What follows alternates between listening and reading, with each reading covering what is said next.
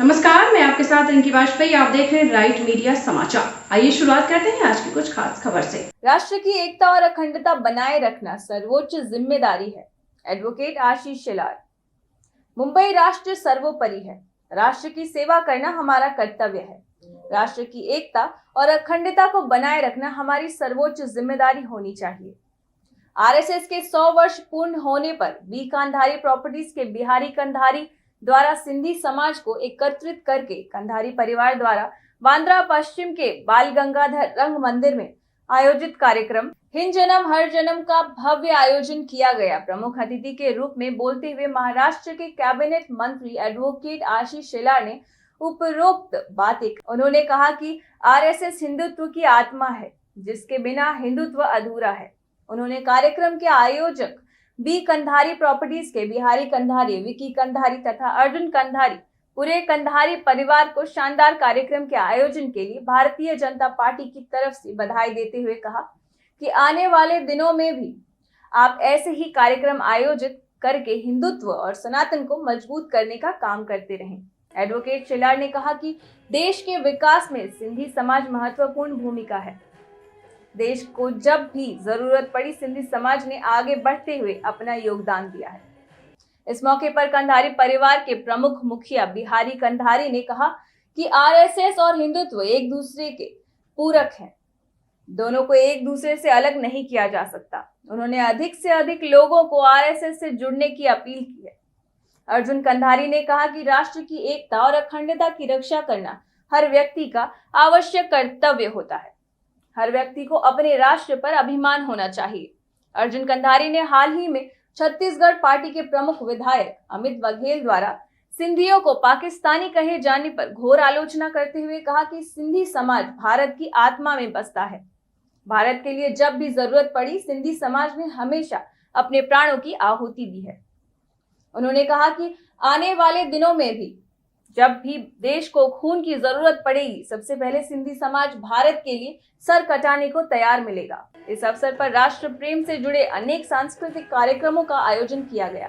कार्यक्रम में उपस्थित प्रमुख लोगों में बीकेपी ग्रुप के संस्थापक, कंधारी परिवार के प्रमुख मुखिया बिहारी कंधारी, लक्ष्मण लुघानी, अर्जुन कंधारी, विजय कंधारी, भारतीय छावरिया, राम जवरानी, महेश सुखरमाणी, नेहा जगतियानी, मुरली अदनानी, पूर्व एमएलसी जलगांव गुरमुख जगवानी, नानक रूपानी, राम जौहरानी, निरंजन ठाकुर, ज्योति ठाकुर के साथ साथ इस मौके पर हजारों की संख्या में सिंधी समाज के देश विदेश के लोग उपस्थित थे।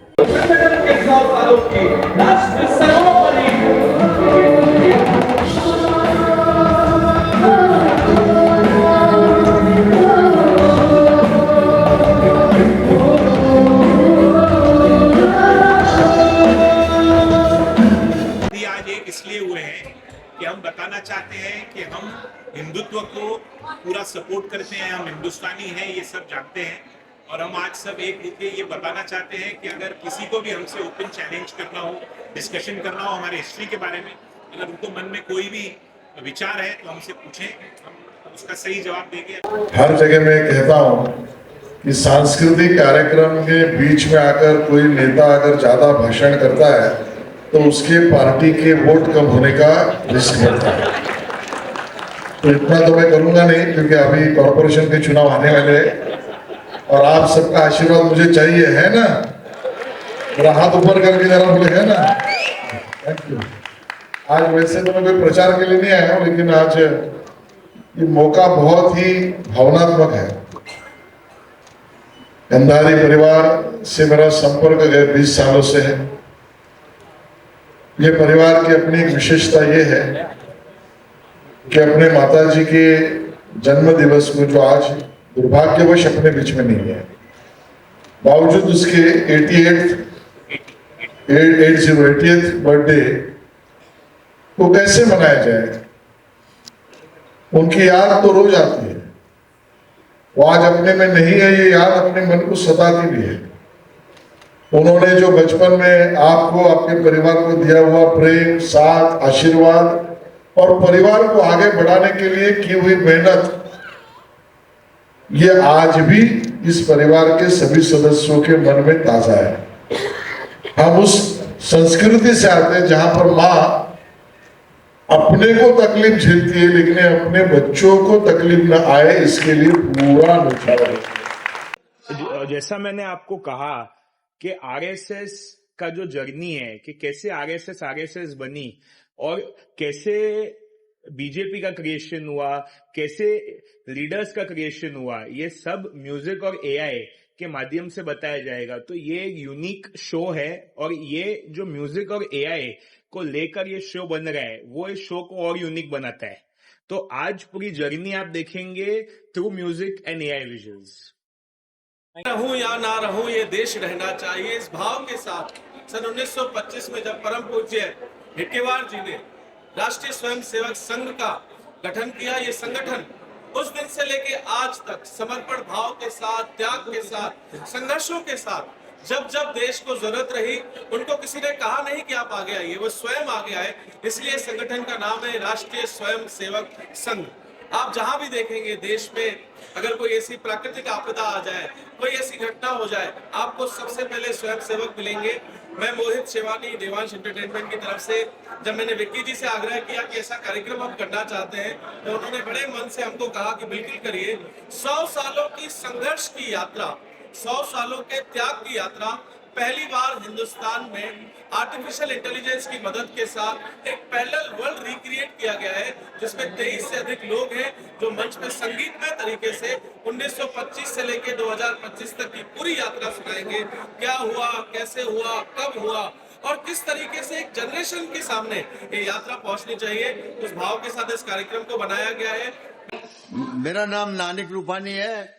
मैं प्रियदर्शनी एकेडमी शुरू किया था, जो आज जिसको नोबेल अवार्ड इंडिया में कहते हैं, और हमारे अवार्ड के लिए बॉलीवुड के तो सब स्टार, आप जो भी नाम लो, ऐश्वर्या राय, अपना माधुरी दीक्षित, सब लोग आ चुके हैं।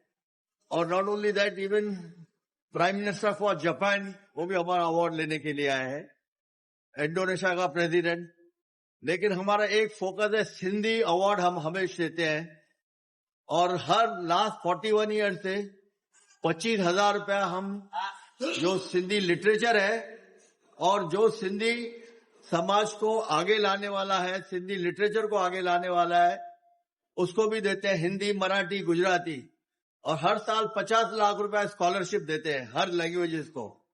लेकिन यहाँ आज काजल चंदीरामानी जो हमारे सिंधी कम्युनिटी की एक नाइटिंगेल है, जिसको बोल सकते हैं लता मंगेशकर है, और जो उनका ग्रैंडफादर था राम पंजवानी, वो हमारे सिंधी समाज में एक बड़ा प्रोफेसर रह चुका है। उसकी मान्यता इतनी है कि एक संत महात्मा जितना उसको मान्यता देते हैं, और ये इसकी ग्रैंड डॉटर है।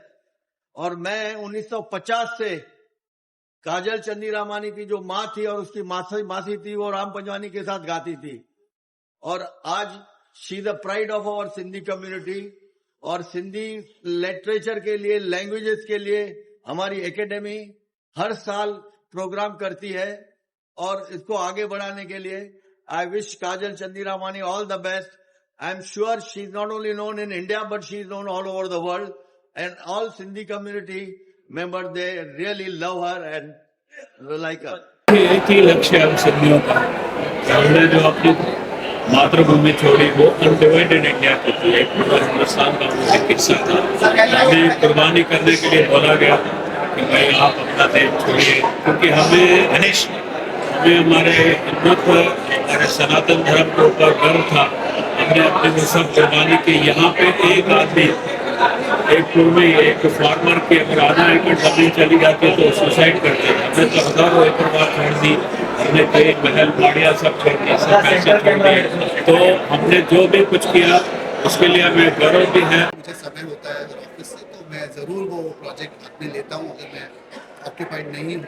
मुझे बहुत अच्छा लगता है क्योंकि फैमिली की तरह है।